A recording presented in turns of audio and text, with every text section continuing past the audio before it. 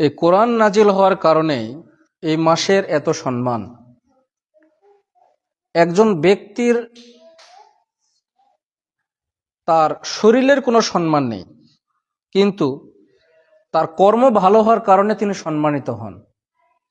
প্রতিটা মানুষেরই একটা দেহ রয়েছে, একটা প্রাণ রয়েছে, একটা আত্মা রয়েছে, সবকিছুই রয়েছে। তারও যা রয়েছে আমারও তা রয়েছে, কিন্তু তিনি সবচেয়ে বেশি সম্মানিত কেন? তার কর্ম হচ্ছে ভালো। এই মাসটা হচ্ছে সম্মানিত কেন? এই মাসে কোরআন নাজিল করা হয়েছে। তো রমাদানের শেষ দশকে এমন কিছু বিধান রয়েছে যে বিধানগুলো অন্য কোনো সময়ে নেই। যেমন একটা হচ্ছে রমজান মাসে লাইলাতুল কদর রয়েছে। রমজানের শেষ দশকে ইতিকাফ করা হয়।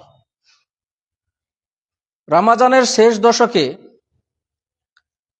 আমরা সর্বাত্মকভাবে চেষ্টা করব ভালো আমল করার। এখন আসেন, রমজানের শেষ দশকের একটা আমল হচ্ছে লাইলাতুল কদর। আল্লাহর নবী কে জানিয়ে দেওয়া হলো যে লাইলাতুল কদর কোন রাত। হঠাৎ দেখতেছেন দুইটা বাচ্চা ওখানে কিছু ঝগড়া করছে, দুজন ঝগড়া করছে। এমন সময় ওদিকে মন যাওয়ার কারণে আল্লাহ লাইলাতুল কদর কোন রাত এটা ভুলিয়ে দিলেন। কিন্তু অনেকেই বিভিন্নভাবে ব্যাখ্যা করেন যে লাইলাতুল কদর হচ্ছে 27 রমজান। 27 রমজান যে লাইলাতুল কদর, এ বিষয়ে শক্তিশালী নির্ভরযোগ্য সূত্রে কোনো বিধান নেই, যেটা গত বছর আমরা বিস্তারিত আলোচনা করেছিলাম। আয়েশা রাদিয়াল্লাহু তাআলা আনহা থেকে বর্ণিত, তিনি বলছেন, আল্লাহ নবী বলছেন, ইযা দাখালাল আশরু, যখন রমজানের শেষ দশক আসতো, শাজ্জা মি'জারাহু, তিনি তার নিজেকে মজবুতভাবে প্রস্তুতি নিতেন। ও আহইয়া লাইলাহু, তিনি রাত জাগরণ করতেন। ও আইকজ আহলাহু, এবং তিনি তার পরিবার বর্গকেও জাগাতেন। তার মানে রমজানের শেষ দশক এটা অতীব গুরুত্বপূর্ণ একটা সময়। সেটা কি? লাইলাতুল কদরের রাত্রিতে আল্লাহর নবী নিজে জেগে ইবাদত করতেন এবং পরিবার বর্গকেও জাগাতেন। এখন কথা হচ্ছে, এখানে অনেকের প্রশ্ন থাকে যে আমরা রাত্রি জাগরণ কি ইবাদতের মাধ্যমে, কিভাবে ইবাদত করে আমরা রাত্রি জাগরণ করব। এখানে কয়েকটা বিষয়ে মানুষের ভুল ধারণা রয়েছে যে আমরা যত পারি আমরা নফল সালাত আদায় করব। মনে রাখতে হবে, আয়েশা রাদিয়াল্লাহু তাআলা আনহাকে জিজ্ঞেস করা হয়েছিল আল্লাহর নবীর রাতের সালাতটা কেমন ছিল। তিনি বলতেন, রমজান এবং রমজানের বাহিরে 11 রাকাতের বেশি রমজানের নফল সালাত ছিল না। আর এটাই হচ্ছে পড়া আমাদের জন্য সুন্নাত। এর অতিরিক্ত আমরা যদি কেউ করতে যাই, তাহলে আহলে হাদিস হিসাবে আমাদের হাদিস থেকে দূরে সরে গেলাম আমরা। সর্বপ্রথম আপনাকে যে জিনিসটা আমি বারবার বলি স্মরণ রাখতে হবে যে আপনি আহলুল হাদিস। আহলুল হাদিস দুই ধরনের, একটা হল মুহাদ্দিসগণ, আর একটা সাধারণ মানুষ যারা কোরআন হাদিসকে সবসময় ফলো করার চেষ্টা করে। কে কি বললো না বললো ওটা আমার দেখার বিষয় নেই। অনেক আলেম রয়েছেন যারা পাশ কেটে চলে যেতে চায়। কেন? যেন উনি বিতর্ক না পড়ে আর কেউ যেন ওনাকে খারাপ না বলে। উনি এজন্য বিতর্কিত বিষয়গুলোকে পিছলিয়ে যাওয়ার চেষ্টা করে, যেমন কুচির মাছ যেমন পিছলে যায়, অনুরূপ ওনারাও পিছলে যাওয়ার চেষ্টা করেন যে আমি হানাফিদের মধ্যেও ভালো থাকবো, আমি আহলে হাদিসের মধ্যেও ভালো থাকবো। যেমন আবু তোহা আদনান ভাই,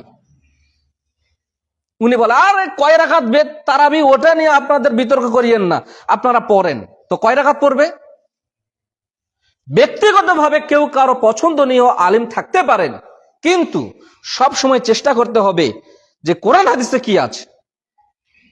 তো এজন্য কি ইবাদত করবেন রমজানের রাত্রিতে, বিশেষ করে লাইলাতুল কদরের রাত্রিতে, বিজরের রাত্রিতে আপনি কি ইবাদত করবেন?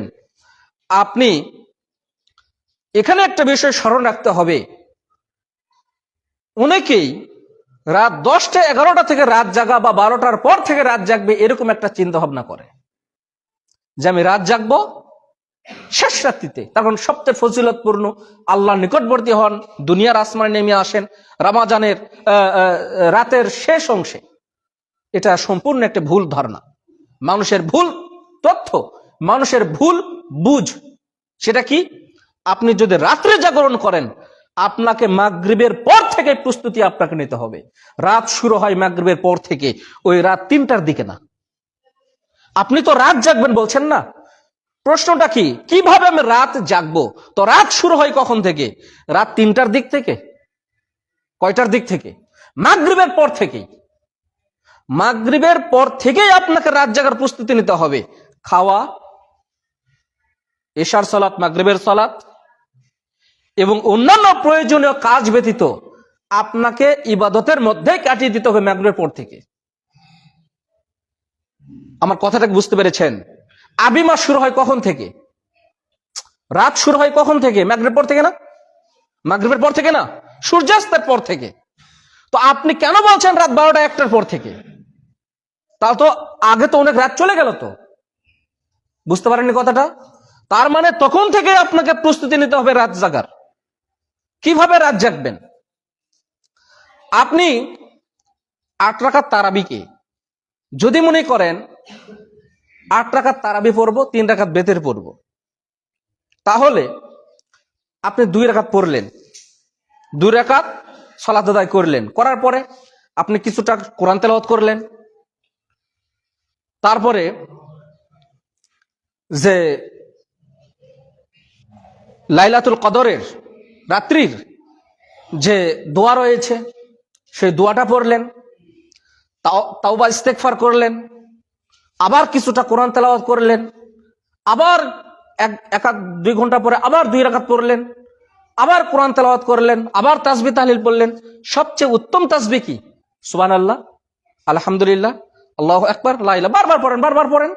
কিন্তু হু আল্লাহ আল্লাহ, মোহাম্মদ এরকম নাম নিয়ে যদি কোটিবারও জিকির করেন, আপনার 1 পয়সা দাম হবে না, 1 পয়সা সওয়াব হবে না। কেউ যদি বলেন আল্লাহ আল্লাহ আল্লাহ আল্লাহ, আপনার কোনো সওয়াব হবে না। এটা কোনো জিকির না। আল্লাহু আকবার এটা হলো জিকির। আল্লাহ আল্লাহ বলা এটা জিকির না। যারা বলে যেটা জিকির, আপনাকে প্রমাণ করতে হবে যে এটা যে উত্তম জিকির, এটা যে হাদিস সম্মত জিকির, এটা যে কোরআন হাদিস সম্মত জিকির, তুমি আগে প্রমাণ করো, তারপরে আমি জিকির করব। আগে আপনাকে প্রমাণ করতে হবে।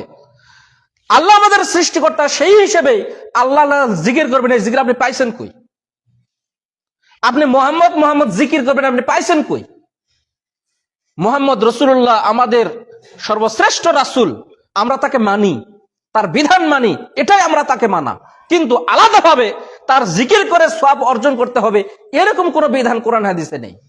তার মানে আমি যে কথাগুলো বললাম, এই কথাগুলো বলে আপনাকে কি করতে হবে? আল্লাহুম্মা ইন্নাকা আফুবুন তুহিব্বুল আফওয়া ফাফু আন্না। হে আল্লাহ, তুমি ক্ষমাশীল, তুমি ক্ষমাকে পছন্দ করো, হে আল্লাহ আমাকে ক্ষমা করো। এটা বারবার বলবেন। কথাটা বুঝতে পেরেছেন? কমপক্ষে রাত্রি জাগার চেষ্টা করবেন। আয়েশা রাদিয়াল্লাহু তাআলা আনহা থেকে বর্ণিত, তিনি বলছেন, আল্লাহ নবী বলছেন, ইয়াজতাহিদু ফিল আশরিল আওয়াখিরি মা লা ইয়াজতাহিদু ফি গায়রি। আল্লাহ নবী এই রমজানের শেষ দশকে এত পরিশ্রম করতেন ইবাদতের জন্য, যেটা অন্য কোনো মাসে করতেন না। এই 10 দিন আরো কি রয়েছে? এই 10 দিন আল্লাহ নবী রমজান মাসে যে পরিমাণ দান করতেন, হাদিসের ভাষা যে ঝড়ের গতিতে দান করতেন। ঝড়ের গতিতে দান করার অর্থ হচ্ছে তিনি প্রচুর দান করতেন। তার মানে আমাদেরকে দান, সাদাকা, জাকাত এগুলো দেওয়ার চেষ্টা করতে হবে। যদি জাকাত বের করার অপশন থাকে, জাকাত দিতে হবে। ফিতরা তো অবশ্যই দিবেন। আপনাদেরকে জাকাত তো দিবেন, অতিরিক্ত আরো দান করার চেষ্টা করবেন। আমি এটা বিশ্বাস করি, নিজের পকেট থেকে টাকা বের করে দান করা অনেক কঠিন। এটা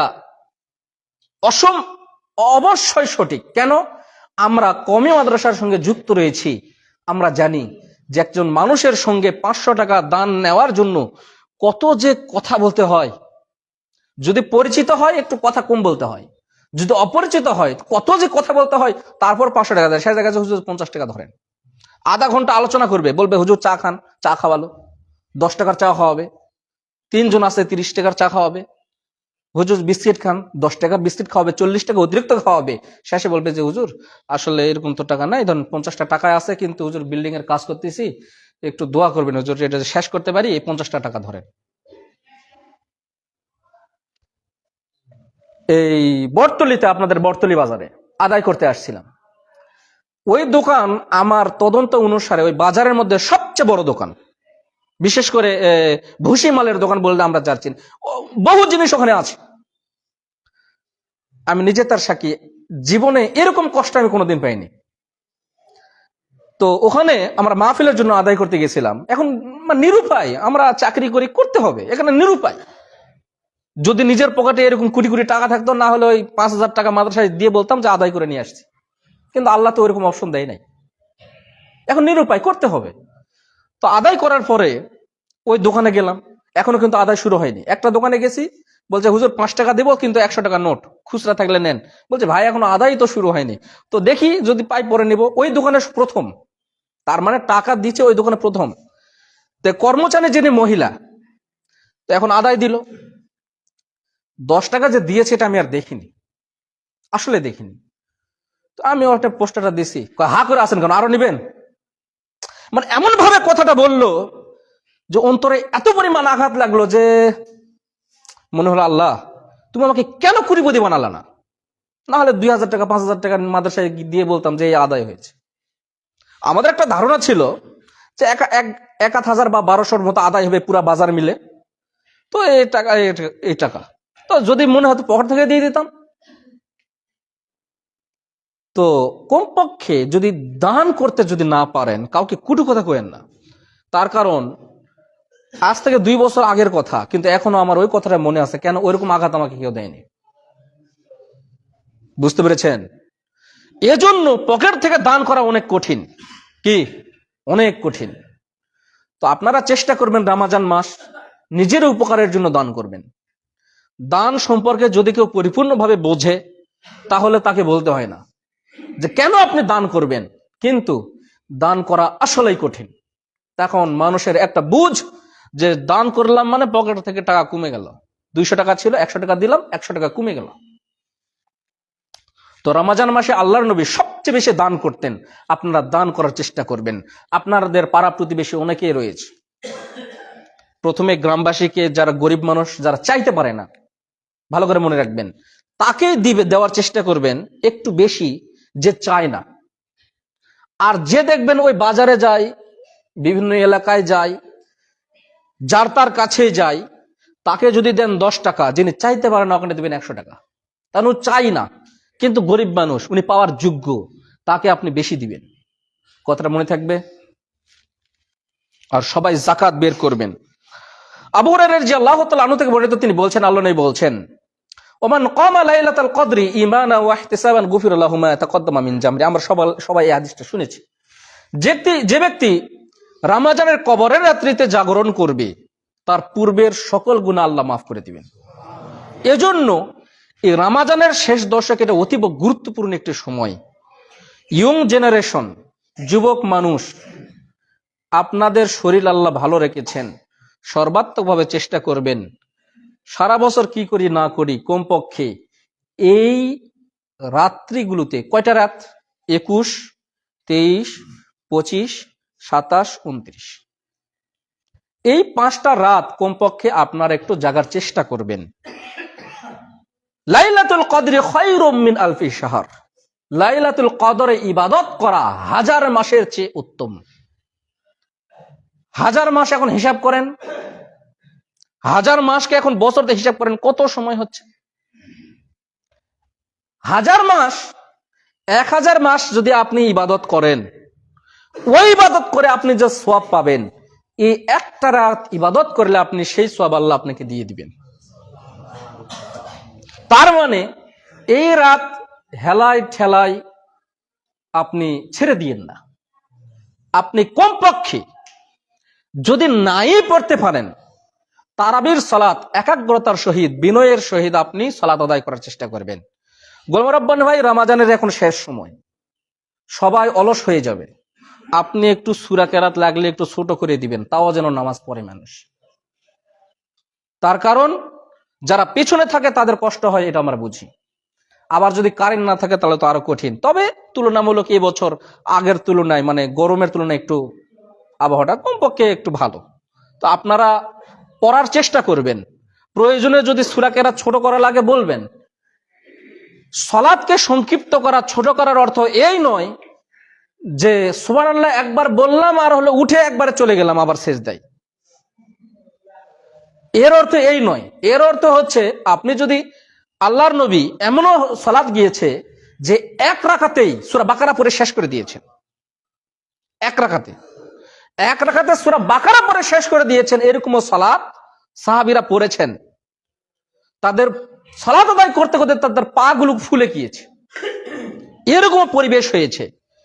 তো আপনারা কমপক্ষে এই রাত্রিগুলিতে আপনারা ইবাদতে কাটিয়ে দেওয়ার চেষ্টা করবেন। আল্লাহ তৌফিক দান করুন, আল্লাহুম্মা আমিন। আয়েশা রাদিয়াল্লাহু তাআলা আনহা থেকে বর্ণিত, তিনি বলছেন, আল্লাহ নবীকে জিজ্ঞেস করা হলো, আল্লাহ নবী, আমরা যদি বুঝতে পারি যে এটা হচ্ছে লাইলাতুল কদরের রাত, তাহলে আমরা কি দোয়া পড়ব? ওই যে আগে বলেছি। আল্লাহ নবী তখন বললেন, তখন তোমরা বলো, আল্লাহুম্মা ইন্নাকা আফুব্বুন তুহিব্বুল আফওয়া ফাফু আন্নি। এখানে একটা বিষয়, যদি সবাই মিলে দোয়া করেন তাহলে বলতে হবে ফাফু আন্না, আমাদেরকে ক্ষমা করুন। আর একাই যদি পড়েন তাহলে বলেন ফাফু আন্নি। নি জমির দিয়ে যখন পড়া হয় তখন বলতে হয় আল্লাহ আমাকে ক্ষমা করুন। ফাফু আন্নি জমিরে মাজরুর মুত্তাসিল, যেটা হরফেজার মাজরুর হয়, যেটা কি হয় জমির সর্বনাম, যেটা আমরা বলি আরবিতে বলি না, যে আরবিতে যেমন ইয়া, তখন বাংলাতে হয় আল্লাহ আমাকে ক্ষমা করুন। আন্নি, আমাকে ক্ষমা করুন। আর আন্না, নুন আলিফ জবর না যখন হয় তখন হয় আল্লাহ আমাদেরকে ক্ষমা করুন, মানে সকলকে। তখন আপনার বলবেন হয়তো আমিন। আরেকটা মানুষের ভুল ধারণা আছে যে বেতরের সালাতে যখন আমরা দোয়া পড়ি মনে হয় যে আল্লাহুম্মা গফিরলি হাইয়িনা, আল্লাহুম্মা গফিরলাহু ওয়ারহামহু ওয়াফি ওয়াফু আনহু, বা আরো যে দোয়াগুলো রয়েছে এগুলো মনে হয় পড়া যাবে না। আপনি যে কোনো দোয়া এখানে পড়তে পারবেন। কি বুঝতে পেরেছেন কথাটা? অনেকে মনে করে শুধু মনে হয় এক দোয়াই পড়া যাবে না, আপনি যে কোনো দোয়া পড়তে পারবেন। ইমাম সাহেব বলবে, তার সঙ্গে সঙ্গে আপনার আমিন আমিন বলবেন। এখন প্রশ্ন হচ্ছে, অনেক মানুষ এরকম একটা ভুল ধারণা যে 30-40 বছর হয়ে গেছে কোনোদিন পড়েনি ইমাম সাহেব, কোনোদিন এরকম কোন ইমাম তাদের সামনে থাকেনি। তো হঠাৎ দেখা গেছে একটা নতুন ইমাম আসছে বাহির থেকে, হাফেজ মানুষ, তো হঠাৎ অনেকগুলো দোয়া পড়েছে, আর মাথা নষ্ট। হ্যাঁ, এগুলা কি ভুল, সালাত ভুল হয়ে গেল, এতগুলো দোয়া পড়লো, যে একটা দোয়া যেটা আমরা পড়ি, নতুন নতুন দোয়া, নতুন হাদিস তৈরি করলো। আপনারা জানেন না এই বিষয়টা, যে কোনো দোয়া পড়া যাবে। তো এ দোয়াটাও সেদিন কি হবে, বারবার বারবার কয়েকবার এটা পড়বেন, আপনারা আমিন আমিন বলবেন।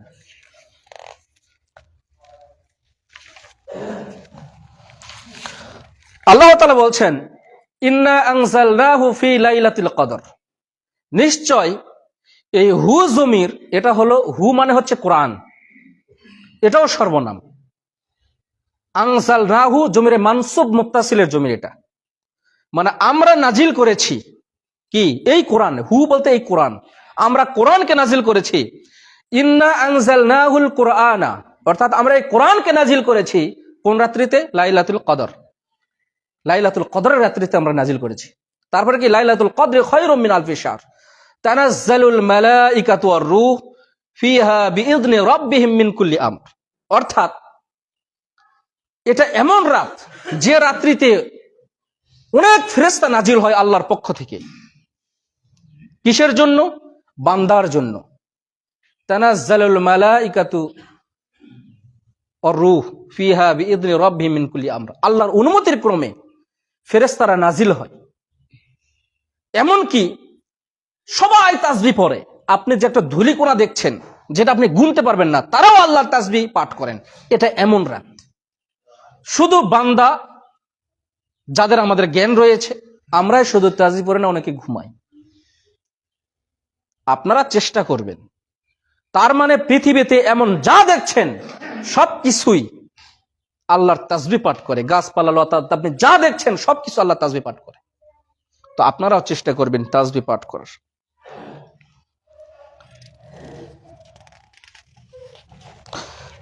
তারপরে কোন রাত লাইলাতুল কদর আমরা কিভাবে বুঝবো? আলামত কি আছে? আল্লাহ নবী বলছেন, উবাই ইবনে কাব রাদিয়াল্লাহু তাআলা আনহু এই বিষয়ে বলছেন, রাসূলুল্লাহ সাল্লাল্লাহু আলাইহি সাল্লাম আমাদেরকে এই রাত সম্পর্কে একটা আলামত দিয়েছেন যে এরকম হলে বুঝবা যেটা লাইলাতুল কদরের রাত। সেটা কি? আন্না শামসা তাতলু ইয়াওমা ইযিন লা শুআআ ফি। এটা এমন রাত্রি হবে যে রাত অন্যান্য রাতের থেকে আলাদা হবে। আমরা একটা নিস্তব্ধ, গাছপালা সবগুলো যেন শান্ত, আবহাওয়াটা এমন হবে সুন্দর, নম্র, কোনো গরমও নয়, একদম ঠান্ডাও নয়, হালকা স্যাম্পল একটা রাত, মানে আরাম লাগবে এই রাত্রিতে। এরকম রাত যখন হবে মনে করবেন এটা হচ্ছে লাইলাতুল কদরের রাত। তো আমরা যেহেতু জানি না এক রাত নির্দিষ্ট করে বসে থাকার, এটা কোনো অপশন নেই। কত বাজে সময়?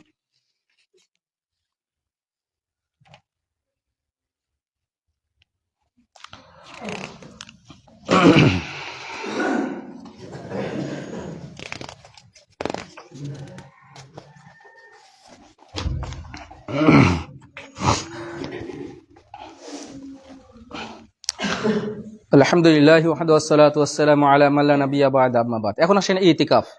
আল্লাহ তাআলা বলছেন, ওয়া আনতুম আকিফুনা ফিল মাসাজিদ, তোমরা মসজিদ সমূহে ইতিকাফ করো। ইতিকাফ এটা কি?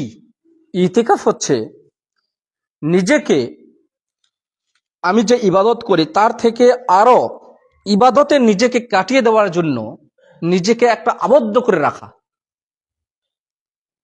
এজন্য ইতিকাফ করা হয়। ইতিকাফ করতে গেলে আপনাকে সিয়াম রাখতে হবে, সিয়াম শর্ত। 2 নম্বর, জুমা মসজিদ শর্ত।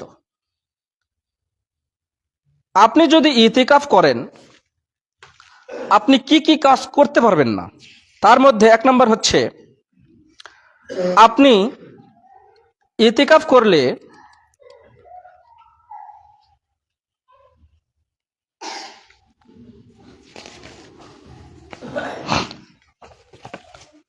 বিশেষ কোনো প্রয়োজন ছাড়া আপনি মসজিদ থেকে বের হতে পারবেন না।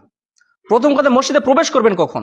সেটা হচ্ছে সূর্যাস্ত যখন হবে তার আগে আপনি মসজিদে প্রবেশ করবেন। বের হবেন কখন? যখন ঈদের চাঁদ উঠবে তখন আপনি বের হবেন। এখন কথা হলো কি কি করবেন না। 1 নাম্বার, বিশেষ কোনো প্রয়োজন ছাড়া আপনি মসজিদ থেকে বের হতে পারবেন না। তারপরে ওয়ালা ইয়াউদা মারিজন, আপনি কোনো রোগীর চিকিৎসা করতে যেতে পারবেন না। ডাক্তার মানুষ যদি অনেক সময় থাকে, আপনি যেতে পারবেন না। ওয়ালা ইয়ামাসসা ইমরাতাহু, আপনি স্ত্রীর কাছে যেতে পারবেন না। যদি মনে হলো যে হুজুর তো বলেছে রমজানের রাত্রিতে মেলামেশা জায়েজ, তো যাই একটু স্ত্রীর কাছ থেকে ঘুরে আসে, আপনি যেতে পারবেন না। গেলে আপনার ইতিকাফ নষ্ট হয়ে যাবে। শরীয়ত আবার একটা কথা শুনে আবার ইয়ে করেন না, ওটার উপরে আবার আবদ্ধ রাখেন না। ওয়ালা ইতিকাফা ইল্লা ফি মসজিদি জামাআহ, জুমা মসজিদ ছাড়া ইতিকাফ হবে না। আবার সিয়াম থাকতে হবে। এখন কথা হচ্ছে যে ইতিকাফ এটা একটা মসজিদ, জুমা মসজিদ। ইতিকাফ যদি থাকে ভালো। এখন কথা হচ্ছে এমন কাজের সময় আসছে যে ইতিকাফ থাকার মতো কোনো লোকই নাই, তাহলে কি ভাড়া করে নিয়ে আসবে? ভাড়া করে নিয়ে এসে বা কাউকে বলে যে আপনি আসেন ভাই আমাদের এখানে থাকেন, আমরা মসজিদ কমিটির পক্ষ থেকে আপনাকে হাদিয়াটা দিয়ে টাকা পয়সা দিব, দিয়ে গ্রামবাসী যেন গুনাহগার না হয়, সেখান থেকে যেন আমরা উদ্ধার পাই, এজন্য আপনি একটু ইতিকাফ করেন। শরীয়ত এত দুর্বল নয়, শরীয়ত এত বোকা নয়, শরীয়ত মানুষের কথায় চলে না। এরকম কোন কথা কোরআন হাদিসে নেই যে কাউকে ভাড়া করে নিয়ে এসে কেউ থাকবে না, গ্রামের একটা অথর্ব বুড়া মানুষ, বয়স্ক মানুষ, যাকে দিয়ে কোনো কাজ হবে না, এরকম মানুষ মসজিদেই কাটাও, তোমাকে আমরা 5,000 টাকা দিচ্ছি মসজিদ কমিটির পক্ষ থেকে, তুমি ইতিকাফ করো, এরকম কোনো কথা শরীয়তে নেই। এটা করা হচ্ছে বিদআত। তার কারণ আপনি এটা ইবাদত মনে করে করছেন। বিদআত কখন হবে? যখন আপনি ইবাদত মনে করে করবেন। কেউ যদি না থাকতে পারে, না থাকলো। ইতিকাফ করা হলো নিজেকে বিশেষ ইবাদতের জন্য, আরো বেশি ইবাদতের জন্য আবদ্ধ করে রাখা। তো আমি যদি না থাকি সেটা আমার লস, তো গ্রামবাসী কেন লস হবে? লা ইউকাল্লিফুল্লাহু নাফসান ইল্লা উসআহা। শরীয়ত এত অচল নয় যে একজনের জন্য আরেকজনকে ধরবেন। বুঝতে পারেননি? শরীয়ত এত অচল নয় যে আমার জন্য আপনাদেরকে ধরবেন। তবে যারা ইতিকাফ করছেন অবশ্যই এটা একটা অশেষ ফজিলত। তার কারণ নিজেকে ইবাদত করা। আল্লাহর নবী মৃত্যুর আগ পর্যন্ত কোন বছর ইতিকাফ ছাড়েননি। আরেকটা বিষয়, মহিলারা তাদের বাড়িতে ইতিকাফ করবে, শরীয়তে এরকম কোনো কথা নেই। মহিলারা যদি ইতিকাফ করতেই হয় বা করতে চায়, মসজিদে যদি পরিবেশ থাকে করবে, না হলে তাদের করার কোনো প্রয়োজন নেই। আয়েশা রাদিয়াল্লাহু তাআলা আনহা আল্লাহ নবীর মৃত্যুর পরে ইতিকাফ করেছেন মসজিদে, বাড়িতে নয়। তো আপনাদের যদি পরিবেশ থাকে করবেন, না থাকলে প্রয়োজন নেই। কিন্তু ছোটবেলায় শুনতাম যে ওই ঘরে যেও না, ইতিকাফে বসেছে, তখন আর বুঝতাম না ইতিকাফ কি। বাড়িতে ইতিকাফ চলে না। যদি চলে আপনি আমাকে দেখান, আমি সামনের জমা বলবো আমার ভুল হয়েছে, আমি বলেছি আপনাদেরকে মহিলাদের ইতিকাফ বাড়িতে নাকি চলে না, তো এখন হাদিস পেয়েছি বাড়িতে চলবে। তখন আমি আপনাদের ফতোয়া উল্টে দিব, আবার ভুল হয়েছে আমি ভুল স্বীকার করে নিব। কিন্তু আপনাদেরকে প্রমাণ দিতে হবে, সহিহ হাদিস অনুযায়ী আপনাদেরকে প্রমাণ দিতে হবে। না হলে এরকম কোন ফাজলামো কথা আপনার বলবেন না। অনেকে একটা কথা বলে যে কেউ যদি সালাত আদায় না করে তাহলে 82 বছর বা এত বছর তাকে জাহান্নামে খাড়াইতে হবে। এরকম কোন কথা কোরআন হাদিসে নেই। এখন আরেকজন হুজুর, মানে বিদাতি হুজুর কি বলছে জানেন? হুজুর যদি এরকম যদি হালকা মিথ্যা কথা বলে যদি তাকে নামাজি বানানো যায় তাহলে তো ভালো। শরীয়ত কি এতই অচল যে মিথ্যা কথা বলে আপনাকে নামাজি বানাইতে হবে? তো আপনি যে মজাক করে হলেও যে আপনি মিথ্যা কথা বলবেন না, তাই এটা কি হলো? হাদিসে বলা হয়েছে স্পষ্ট, আপনি মজাক করে হলেও মিথ্যা কথা বলতে পারবেন না। আপনি এখন বলছেন যে হুজুর এটা ভাই এটা মজাক করে বললাম, মিথ্যা কথা বলছেন তো, এখন বলছেন মজাক করে বললাম। আরে মজাক করে হলেও তো মিথ্যা কথা আল্লাহ নবী বলতে নিষেধ করেছেন, তাহলে আপনি এটা কেন এভাবে মিথ্যা কথা বলবেন? আপনি বলবেন সে মানলে মানলে না মানলে নেই। এত শরীয়তে এ পড়েনি যে আপনাকে জোর করে শরীয়ত মানাইতে হবে। কথাটা বুঝতে পেরেছেন? এখন আসেন ফেতরা। ফেতরা কখন আদায় করবে? ফেতরার সূরা তাওবার 60 নম্বর আয়াত থেকে আমরা যেটা বুঝতে পারি যে কাকে কাকে আপনারা ফেতরা দিবেন। ফকির মিসকিন অসহায় দরিদ্র মানুষদেরকে আপনারা দিবেন। বিশেষ করে আমাদের সমাজে যারা প্রচলিত রয়েছে অসহায় দরিদ্র ফকির মিসকিন যারা। ফেতরা কোন মৌলানা কি বললো, বাইতুল মুকাররমের অমুক ইমাম এ কথা বলেছেন, এ কথা শরীয়ত অচল। আমরা আদাসা ফেতরা দিব ইরাকের সা অনুযায়ী, আদাসা অনুযায়ী, অথচ আমরা বলি আমাদের নবী মুহাম্মদ সাল্লাল্লাহু আলাইহি সাল্লাম যিনি সৌদি আরবে আগমন করেছেন, ইসলাম এসেছে সৌদি আরব থেকে, আর এই কথা আমরা কেন ইরাক ইরান থেকে নিব? আমরা অবশ্যই এটাও আপনাদেরকে নিতে হবে। যিনি দিবেন সবাইকে দিতে হবে, দাস দাসী মুনিব ফকির মিসকিন দরিদ্র সবাইকে দিতে হবে। কি একসা, প্রায় 2 কেজি 400 গ্রাম বা 2.5 কেজি। বেশি দিলে ভালো, আপনি যদি বেশি দেন আরো ভালো, তবে একটা লিমিটেড আছে, একসা আপনাকে দিতে হবে। আপনি কখন দিবেন? ফেতরা দিতে হবে ঈদের সালাত আপনি আদায় করতে যাবেন, তার আগে আপনাকে উঠাইতে হবে।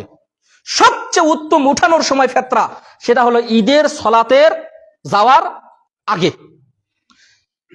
তবে 28, 29 এই 2 দিনও, মানে ঈদের আগের 2 দিন উত্তোলন করা যায়, মানে ফেতরা উঠানো যায়। এখন কথা হচ্ছে আমরা ফেতরা কেন দেই? ফেতরা দেয় হচ্ছে যদি আমাদের সিয়ামের কোনো ভুল ত্রুটি হয়ে থাকে, আল্লাহ যেন এটা কি করেন, মাফ করে দেন, এজন্য আমরা ফেতরাটা দেই। এখন কথা হচ্ছে ফেতরা আমরা কি দিয়ে দিব? পৃথিবীতে এরকম কোনো কথা নেই যে আপনি টাকা দিয়ে ফেতরা দিবেন। তাহলে কি আছে যে আপনাকে খাদ্যদ্রব্য দিয়ে ফেতরা দিতে হবে। কি দিয়ে? খাদ্যদ্রব্য। খাদ্যদ্রব্য কি? আমি যেটা খাই, পনির, কিশমিশ, জব, আটা, এগুলো দিয়ে আল্লাহ নবীর সময় ফেতরা দিতেন। তবে আরেক হাদিস অনুযায়ী আও তো আমান, অথবা খাদ্য দ্বারা। খাদ্য মানে কি? আপনি যেটা খান। এখন কথা হচ্ছে যে আমরা একটা জায়গায় জমা করব, কি করলাম? চাল নিয়ে গিয়ে দিলাম। উনি যদি বিক্রি করে কাউকে টাকা দেন সেটা ভিন্ন কথা, তবে আপনাকে জমা করতে হবে আপনি যেটা খান। তবে আমি যেটা বললাম, আপনি যদি না মানেন সেটা আপনার কথা, সেটা কি আপনার ব্যক্তিগত বিষয়। তবে আমি যেটা বললাম এটা শরীয়ত থেকে বললাম। এখন কথা হচ্ছে বিতরণ। আবু হুরায়রা রাদিয়াল্লাহু তাআলা আনহুর যে হাদিসটা, জিনের সঙ্গে সম্পৃক্ত যে হাদিসটা আয়াতুল কুরসি যে শিক্ষা দিল, এই যে হাদিসটা, এই হাদিস থেকে আমরা বুঝতে পারি যে ফেতরা বন্টনের সবচেয়ে উত্তম সময় হচ্ছে ঈদের সালাত থেকে আসার পরে। কিন্তু স্পষ্ট কোরআন হাদিস থেকে এরকম কোনো কথা নেই যে ফেতরা বন্টন কোন সময় করতে হবে। তবে সবচেয়ে, যেহেতু পাহারা দিয়েছেন ঈদের সালাতের আগ পর্যন্ত, তো আপনারা যদি সম্ভব হয় তাহলে আপনারা ঈদের সালাতের পরে এসে বন্টন করবেন। তার কারণ এটা হলো শরীয়ত। আপনি দেন কেন? যদি সালাতের ভুল ত্রুটি হয়, তো আপনি দুদিন আগেই যদি বন্টন করে দেন, তাহলে ওই 2 দিন যদি গুনাহ হয় তাহলে আপনি কি করবেন? বুঝতে পারেননি মনে হয় আমার কথাটা কি বুঝতে পেরেছেন? এখন কথা হচ্ছে, হুজুর আপনার কথা মানলাম না, আপনি না মানেন, আমি আপনাকে মানতে বলছি না। আপনি যদি না মানেন সেটা আপনার ব্যক্তিগত বিষয়। আমার কথাটা কি বুঝতে পেরেছেন? তবে আমি আপনাদের এখানে দায়িত্বশীল হিসেবে আমি বলতে বাধ্য। ওদিকেও বললাম, এদিকেও বললাম। আপনারা কি করবেন সেটা আপনাদের ব্যক্তিগত সিদ্ধান্ত। তবে যদি আপনাদের এখানে প্রচলন থাকে, তবে একটা কথা কি জানেন, আপনি তদন্ত করে দেখিয়েন, এমন কোন গরিব মানুষ নেই বর্তমানে যিনি আপনার ওই 20 টাকার জন্য বসে আছে। ওই 5 দিন আগে ওনার সিমাই কিনা রেডি, যে আমি ঈদের দিন কমপক্ষে এতটুকু সিমাই রান্না করব। আপনি যদি একটা গরিব মানুষকে যদি বেশি উপকার করতে চান, যে তাকে আমি একটু স্বাবলম্বী করব, তাহলে আপনাকে দান করতে হবে। আর না হলে আপনার যে সম্পদ রয়েছে সেই সম্পদের জাকাত বের করতে হবে। জাকাত বের করি না, দান করি না, ফেতরা নিয়ে এসে মারামারি, যে হুজুর 2 দিন আগে দিলে গেল তার একটু উপকার হবে, আপনাদের তো এটা বোঝা দরকার। আরে ভাই, এত শরীয়ত বুঝাইতে আসছে আমাকে। আমার কথা রাগ করলেন? কথা ঠিক আছে আমার? কে রে, ও পাবে কয় টাকা? বলছে 50 টাকা। তো 50 টাকা দিয়ে ও কাপড় কিনবে, গোস্ত কিনবে, না সেমাই কিনবে, না চিনি কিনবে, না দুধ কিনবে? দুধের দাম 80 টাকা, 90 টাকা, 100 টাকা। আরে দুধই পাওয়া যাচ্ছে না। কয় দুধ বিক্রি করবে না? কয় কি, এই 3 দিন একটু জমা করবো, একদিনে দুইব, একদিনে বিক্রি করব, তখন দাম বেশি পাওয়া যাবে 3 দিন পর। পরিশেষে আপনাদের মধ্যে আরো যদি কারো প্রশ্ন থাকে, আমি এনি টাইম রেডি। আমার যদি ভুল ত্রুটি হয়, তার কারণে আমি শরীয়ত প্রণেতা না, শরীয়ত প্রণেতা হচ্ছেন মুহাম্মদ সাল্লাল্লাহু আলাইহি ওয়াসাল্লাম। কারণ শরীয়ত এসেছে কার কাছ থেকে? মুহাম্মদ সাল্লাল্লাহু আলাইহি ওয়াসাল্লামের কাছ থেকে। আমার যদি ভুল হয়, আমি যে কোনো সময় এনি টাইম আমি বলতে বাধ্য যে ঠিক আছে ভাই, মানুষ, আমি তো মানুষ। আল্লাহ নবী মুহাম্মদ সাল্লাল্লাহু আলাইহি ওয়াসাল্লাম নামাজ পড়তে ভুলে গেছে, 5 রাকাত 3 রাকাত পরে সালাম ফিরে দিচ্ছে। সাহাবীরা এখন ভয়ে বলতে পারতেছেন না যে উনি সালাতে ভুল করেছেন। কুসুর মুসুর কথা, তোমরা কিছু বলবা? আসলে আল্লাহ নবী যদি একটু অভয় দিতেন, আমরা একটু কথা বলতাম। কি আমরা কি 3 রাকাত পড়লাম না 4 রাকাত? 4 রাকাতই তো পড়লাম। আল্লাহ নবী, আমরা মনে হয় 3 রাকাত পড়লাম। তো আল্লাহ নবী মুহাম্মদ সাল্লাল্লাহু আলাইহি ওয়াসাল্লাম ভুল হয়েছে, আমি কি মানুষ না? আমার গবেষণায় ভুল হতে পারে না? আপনি বলবেন যে হুজুর এই বিষয়টা কেমন মনে হলো, আপনি যদি একটু, আমি ঠিক আছে ভাই, আমার এটা গবেষণায় ভুল হয়েছে, আমি ভুল স্বীকার করে নেব, সমস্যা নেই। আমার এত কোনো ইয়ে নেই যে আমি সবচেয়ে বড় হুজুর, আমার কোনো ভুল নেই, এত দুর্বল আমি নই, অন্তত পক্ষে শরীয়তের বিষয়ে। এখন আসেন, আপনাদের মধ্যে একজন সায়েল এসেছেন। আমি যখন কারো কাছে বিশেষভাবে বলবো, তখন মনে করবেন এটা একটা গুরুত্বপূর্ণ বিষয়। উনি এসেছেন মোকামতলা থেকে। উনি একটা ইবতেদায়ী মাদ্রাসায় দীর্ঘ 23 বছর যাবত বিনা পয়সায় চাকরি করেছেন, কোনো বেতন পাননি। আরেকটা মসজিদে উনি প্রায় 12 বছর যাবত, 13 বছর যাবত চাকরি করেছেন, 1500 টাকা মাস। এখন তিনি বয়স হয়ে গেছেন, প্রায় 60 বছর পার হয়ে গেছে। ওনার 2টা মেয়ে, একটা ছেলে।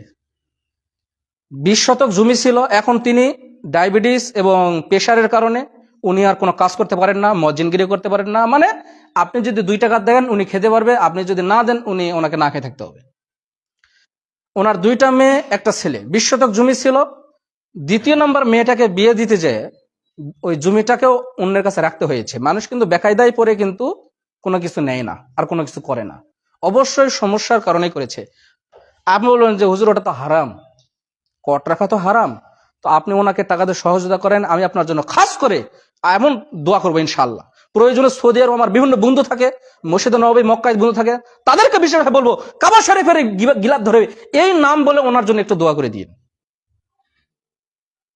1,80,000 টাকা দিয়ে উনি কট রেখেছেন, নিরুপায়। তো আপনি যদি বলেন হারাম, তাহলে ওই টাকাটা আপনি দেন, আমি বিশেষভাবে আপনার জন্য দোয়া করবো কাবা শরীফে ইনশাআল্লাহ। হ্যাঁ, আমি সেটা বলছি না আপনাকে, যেটা বলছি উনি মেয়েটাকে এখনো সাজন দিতে পারেননি। আপনারও দিয়েছেন অনেকেই, আল্লাহ আপনাদের সামর্থ্য দিয়েছে, তো উনি এখনো সাজন দিতে পারেননি। আপনাদের কাছে এসেছেন, ওনার বাড়িতে চাল নেই, ডাল নেই, তরকারি নেই, মানে কোনো কিছু নেই। আপনি যদি কিছু দেন, উনি কিছুটা হলেও কয়েকদিন একটু ভালো থাকবেন। তো আমি বিশেষভাবে আপনাদের অনুরোধ করব, রমজান মাস আপনারা তাকে বিশেষভাবে খাস করে, পিছনে যেভাবে দিয়েছেন একটু খাস করে, আপনার কাছে যদি না থাকে প্রয়োজনে ধার করে, আমি বিশেষ করে খাস করে বলছি রমজান মাস আপনার জন্য আমার বিশেষ করে দোয়া থাকবে, আল্লাহ আপনার সম্পদে বরকত দান করুন, বালে মুসিবত থাকলে দূর করুন, কোনো সমস্যা থাকলে দূর করুন, কেউ অসুস্থ থাকলে দূর করুন, পিতামাতার নিয়তে, ভাই বোনের নিয়তে, যে মৃত্যুবরণ করেছে তাদের নিয়তে ওনাকে দান করবেন। আমি কিন্তু অনুরোধ করছি, তখন এরকম কোনো কথা আমি কারোর জন্য বলি না। ওনার কথাগুলো যখন আমি শুনছিলাম ভিতরে খুব কষ্ট লাগছে, তার কারণ উনি এখন অসহায়, উনি কারো কাছে যাইতেও লজ্জা পায়, মানে বলতে পারে না। তো আপনারা খাস করে ওনাকে রমজান মাস অবশ্যই অনেক সওয়াব, 10 গুণ 20 গুণ অনেক সওয়াব, 70 গুণ, আল্লাহ চাইলে আরো বেড়ে দিয়ে, স্পষ্ট আয়াত রয়েছে, হাদিস রয়েছে। তো আপনারা তাকে বিশেষ করে দিবেন, এখানে থাকবেন আসর পর্যন্ত, লাগলে আসর পর্যন্ত থাকবেন। আসর পর্যন্ত আমরা দ্রুত সময় দেওয়ার চেষ্টা করবেন, বাড়ি মোগামতলা, দূরে যাবেন। আচ্ছা, নুরুল ইসলাম ভাই উনি অসুস্থ, আইসিইউতে রয়েছে। তো আপনারা খাস করে ওনার জন্য দোয়া করবেন, আল্লাহ শেফায়ে কামেল আজলা দাল করুন। আল্লাহ ওনার তাকদিরে যা লিখে রেখেছেন, আল্লাহ সে তাকদির যেন, সে নিয়তে, ভালো নিয়তে যেন আল্লাহ তার মৃত্যু ঘটান, আল্লাহ সেই তৌফিক দান করুন। যদি তার হায়াত থাকে, আল্লাহ যেন দ্রুত তাকে সুস্থতা দান করেন, আল্লাহুম্মা আমিন। আমরা তার জন্য খাস করে দোয়া করছি, আযহাবিল বাস রব্বান নাস ওয়াশফি আনতা শাফি লা শিফাআ ইল্লা শিফাউকা শিফাআন লা ইউগাদিরু সাকামা। সুবহানাকা আল্লাহুম্মা বিহামদিক আশহাদু আল্লা ইলাহা ইল্লা আনতা আস্তাগফিরুকা ওয়া আতুবু ইলাইক। আসসালামু আলাইকুম ওয়া রাহমাতুল্লাহি ওয়া বারাকাতুহু।